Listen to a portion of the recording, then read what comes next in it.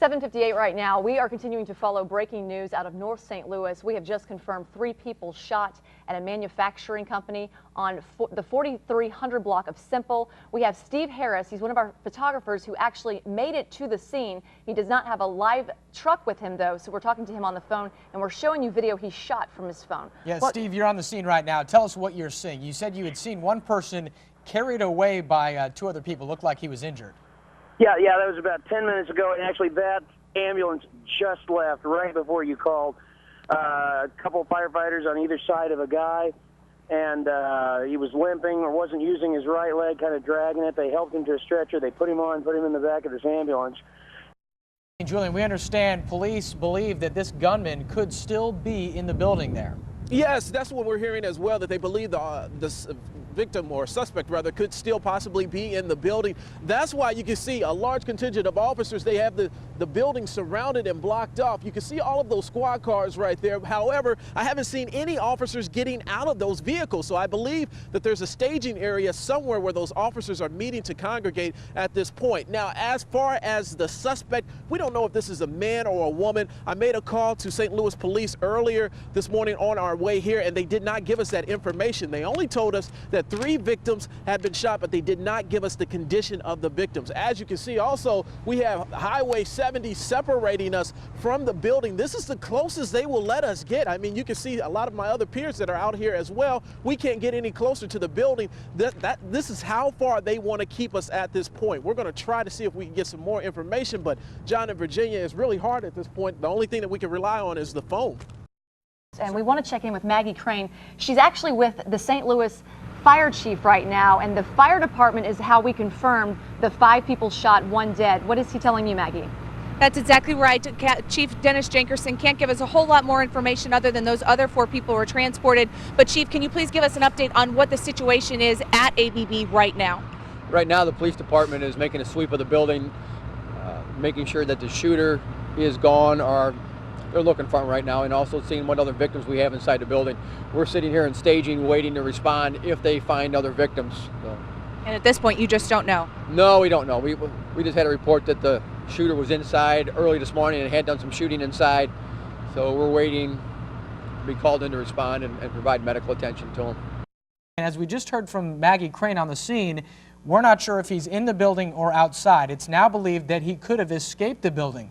So this description, a 2001 Nissan truck. All right, we've got Lori Waters, our reporter, on the scene with St. Louis Police with fresh information. Lori? Well, what I do have to tell you is that police say no one is being held hostage as far as their information indicates at this point. They say they have identified the area the suspect is in. However, it is that large building. So at this point, they are going room to room trying to find that suspect. They say it is a process that could take several hours.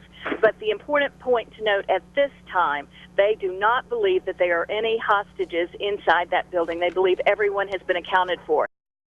I want to go back over the timeline of what happened this morning and when. Here's what we know about the breaking news, and we've been on this all morning long. The calls came in just after 6:30 of a shooting. We confirmed that 5 people were shot at ABB, and this is located in the 4300 block of Semple, right off Interstate 70, just west of North Kings Highway. One of the victims died at the scene. News 4 has been told that employees have been being evacuated by police. Now, police at this point tell us they have not located the gunman. And ABB employees have been calling our newsroom this morning. Their family and friends have been calling the newsroom. They say the gunman had recently been demoted. They say he entered the building with an assault rifle and several other weapons and began firing. Employees tell us the gunman shot and killed his supervisor. We do know 1 person was killed, but police have not confirmed who it was that was killed at this point. Right, the fire department confirming that 1 person was killed and was dead basically on arrival, and that 2 people are critically injured, 1 serious, 1 minor. We do not have any more information, though, about their current conditions, but that was confirmed through the fire chief, the St. Louis fire chief, Dennis Jenkerson. And again, we are just kind of waiting because we just saw a few minutes ago, and you're looking at what we were the scene we were looking at, that ambulance on the right side of your screen, the door that just disappeared on the left side of your screen. We saw 2 paramedics enter that building. with a stretcher, no one on the stretcher. They did not seem to be worried about entering into any dangerous situation, and they did not seem to be in any type of hurry as if someone was inside and hurt. That's right. News 4's Russell Kinsall has been digging into the situation with the suspect. He's been taking calls from people who work at the plant. He's got some new information. Russell, what have you been learning? This is not confirmed through police, but I just got off the phone with a guy who works there. We've been talking back and forth all morning. He's got he works there, but he's off today, and he's been in contact by phone with a number of the employees, those who've been hiding inside and those who've gotten out and are safe now. And he told me that you just saw a couple of employees who came out of that building.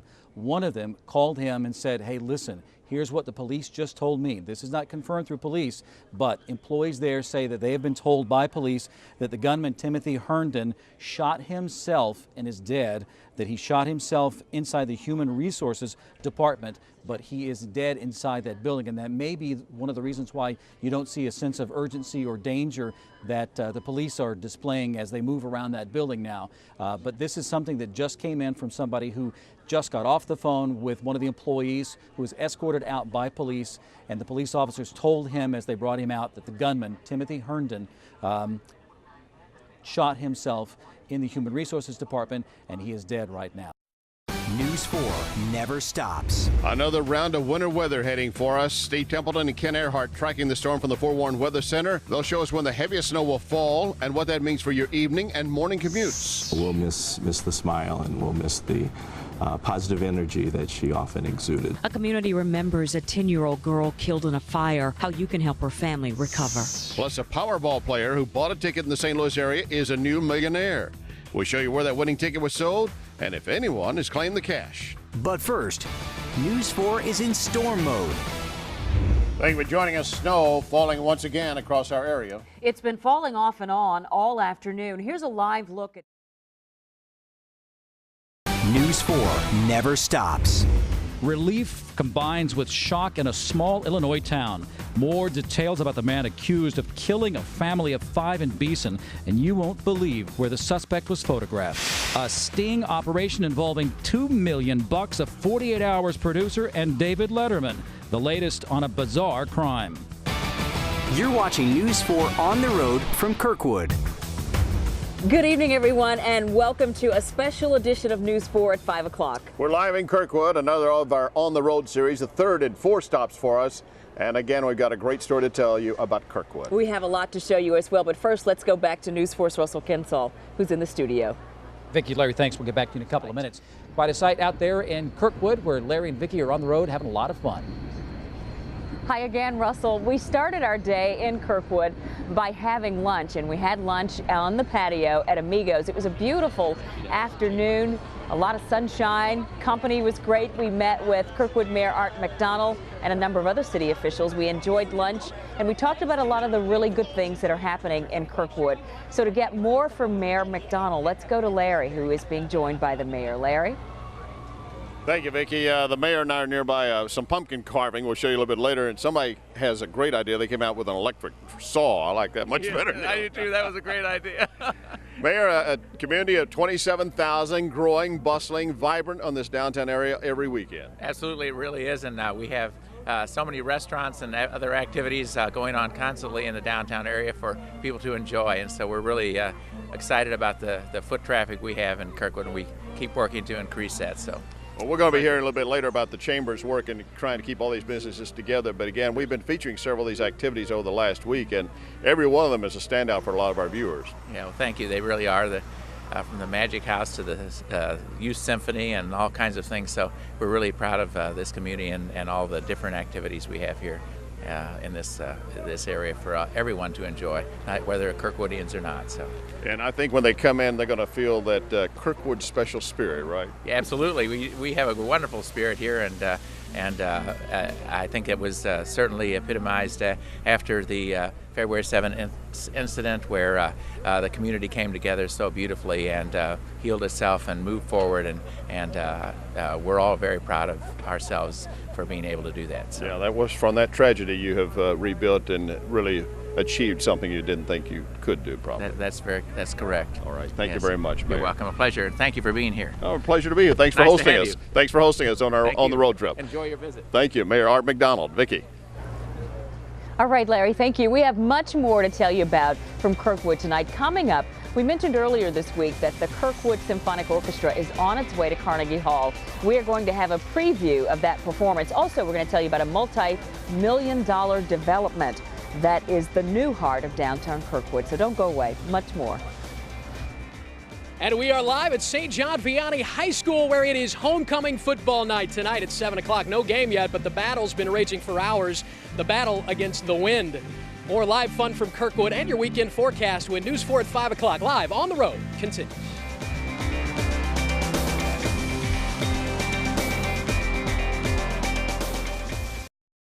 You're watching News 4 at 6 in high definition. This is an exciting day in St. Louis baseball history. We're having the All-Star Game for 2009 being held. Tonight, the Home Run Derby. Already behind me in Busch Stadium, you see fans gathered. They're the smart ones coming to the stadium early. Keep in mind, when you come to the stadium tonight or tomorrow, basically follow the rules TSA established for airlines. You cannot bring anything inside you can't take on a plane, and every bag will be checked. So security lines could be long and slow, so come early. The gates will open tomorrow at 3:15. But again, right now, we have a lot of activities going on. We've got all angles covered for you. Let's begin with Matt Cessny. He's been around the stadium today and around downtown talking to a lot of folks, and you can just feel the excitement. Actually, I made the walk because I was down on the field outside during batting practice, and I actually made the walk up here, and everybody's in a terrific mood, and there were a lot of crowds in here. There's a lot of people. People have been out here in downtown St. Louis ever since lunchtime today. They're all meeting different fans from other cities. They're out there trying to get autographs. They're enjoying the day. They all want to watch the home runs at Busch tonight, but so far it's the city of St. Louis that has been hitting a home run. The stars seemed all aligned for St. Louis's baseball party. It looks great. It actually, we were talking before, it actually seems like it's actually bustling right now.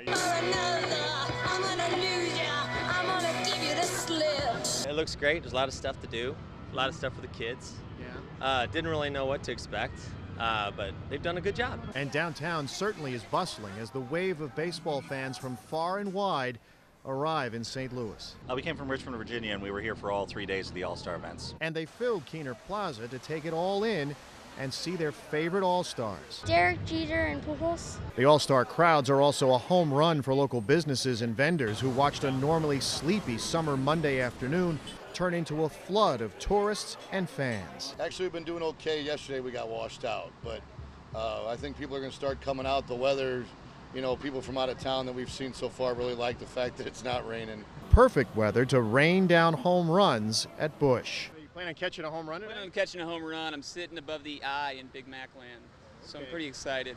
That's the eye Pujols knocked out. That's right. So that's gonna happen today. Taking that down.